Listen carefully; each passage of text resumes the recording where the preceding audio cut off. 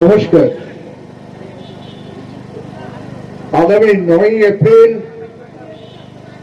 ধর্মনগর বিধানসভা উপনির্বাচনের বামফ্রন্ট মনোনীত সিপিআইএম প্রার্থীর সমর্থনে দীননাথ নারায়ণী বিদ্যা মন্দির ময়দানে সুবিশাল যে নির্বাচনী সমাবেশ, এই সমাবেশের সভাপতি মণ্ডলীতে যারা রয়েছেন কমরেড ইসলাম উদ্দিন, কমরেড সাথী ভট্টাচার্য, এছাড়াও প্রধান বক্তা সিপিআইএম পলিট ব্যুরো সদস্য কমরেড জিতেন্দ্র চৌধুরী সহ মঞ্চে উপবিষ্ট সমস্ত স্তরের পার্টি নেতৃবৃন্দ এবং সাথী সহযোদ্ধা, অভিভাবক, আমাদের ছাত্র, যুবক, শ্রমিক, কৃষক, সমস্ত পেশার সমস্ত শ্রেণীর মানুষ যারা এই সমাবেশে উপস্থিত হয়েছেন, নানা ভয় ভীতি হুমকি উপেক্ষা করে, এছাড়াও দূর দূরান্তে বাড়িতে বসে, দোকানে বসে, রাস্তায় দাঁড়িয়ে আমাদের আলোচনা যারা শুনছেন তাদের সকলকে সিপিআইএম ত্রিপুরা রাজ্য কমিটির পক্ষ থেকে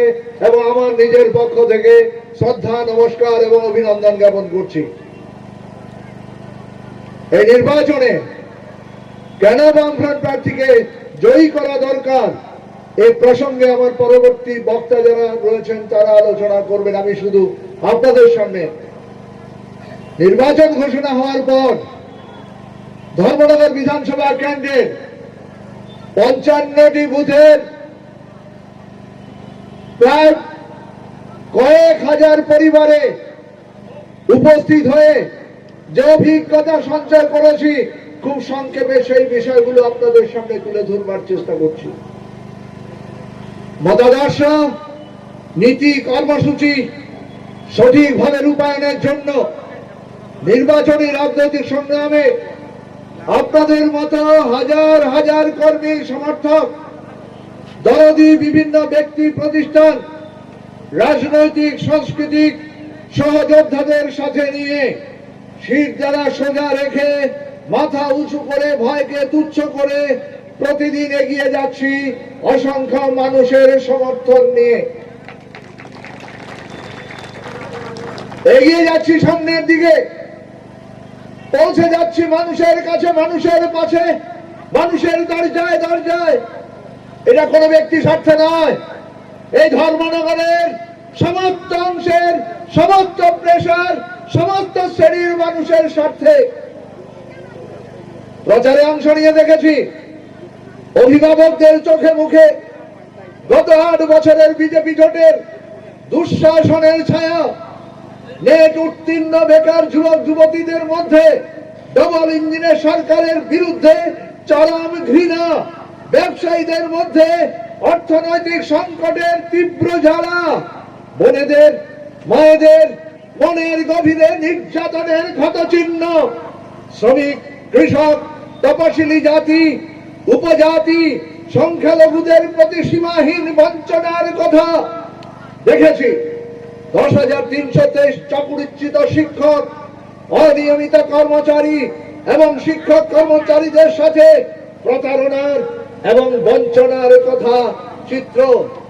মাইক্রো ফাইন্যান্স থেকে ঋণ নিয়ে, ঋণের ফাঁদে জড়িয়ে অকালে ঝরে যাওয়া কতগুলো পরিবারের কান্নার রোল আমাদের এই ধর্মনগর বিধানসভা কেন্দ্রের দক্ষিণ বল্লাকান্দিতে 60টি পরিবারের যুবক ঋণের জালে জড়িয়ে তারা আত্মহত্যা করতে বাধ্য হয়েছে। এই আত্মহত্যার জন্য দায়ী এই বিজেপি জোট সরকার। এই বিজেপি জোট সরকারের বিরুদ্ধে আগামী নির্বাচনী রাজনৈতিক সংগ্রামে আরো বেশি অংশের মানুষের অংশগ্রহণকে আমরা নিশ্চিত করতে চাই। এছাড়াও দৈনন্দিন জীবনের অসংখ্য মানুষের সামাজিক, পারিবারিক, অর্থনৈতিক সমস্যার অভিজ্ঞতার মুখোমুখি আমরা হয়েছি। নির্বাচনে জয়ী হয়ে আমাদের প্রধান কাজ হবে প্রতিটি পরিবারকে ভয় মুক্ত করা,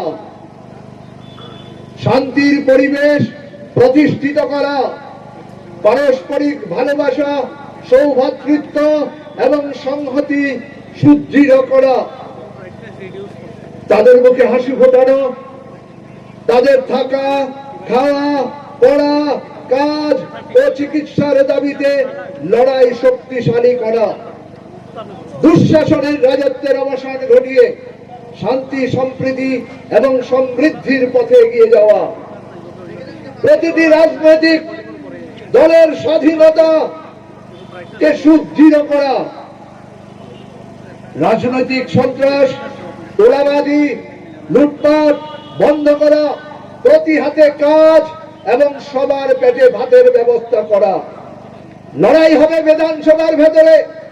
আপনারা যদি বামফ্রন্ট প্রার্থীকে বিজয়ী করতে পারেন, কমরেড জিতেন্দ্র চৌধুরীর নেতৃত্বে বিধানসভার ভেতরে, বিধানসভার বাইরে হাজার লাখো মানুষকে সাথে নিয়ে আমরা জনজীবনের যে আসল সমস্যা রয়েছে, মৌলিক সমস্যা রয়েছে, কাজের সমস্যা রয়েছে, পথের সমস্যা রয়েছে, বেঁচে থাকার জীবন জীবিকার যে সমস্যা রয়েছে, এই সমস্যা সমাধানের জন্য আমরা বিধানসভার ভেতরে যেমন লড়াই করব, তেমনি বিধানসভার ভেতরে আপনাদের সবাইকে সাথে নিয়ে এই লড়াইকে আমরা আরো শক্তিশালী করব।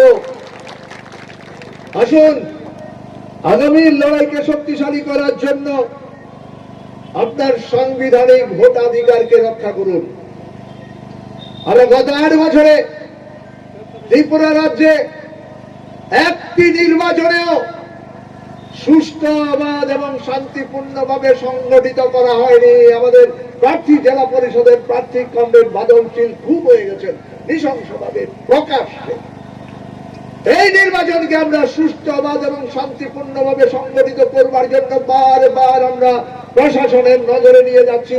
আমাদের বক্তব্য নির্বাচন কমিশনের কাছেও আমরা আমাদের বক্তব্য তুলে ধরেছি। আমাদের পার্টির রাজ্য কমিটির পক্ষে কমরেড জিতেন্দ্র চৌধুরীও নির্বাচন কমিশনের নজরে নিয়ে গেছেন। প্রত্যেকটা ভোটারের ভোটাধিকার সুরক্ষিত করতে হবে।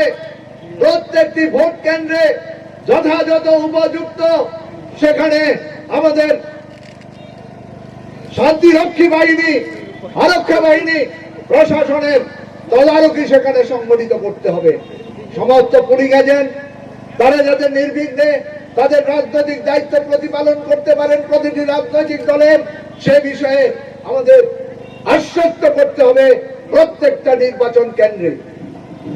কাজেই সাথী সহযোগিতা করুন।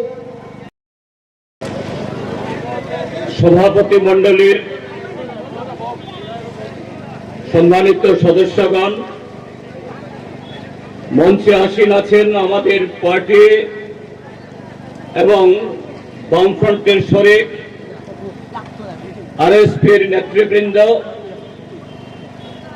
এবং আপনারা যারা এই সভাকে সফল করার জন্য এসেছেন, শ্রদ্ধাভাজন মায়েরা, বোনেরা এবং বন্ধুগণ, এবং দূর থেকেও যারা আমাদের গলার আওয়াজ শুনছেন, আমি আপনাদের সকলকে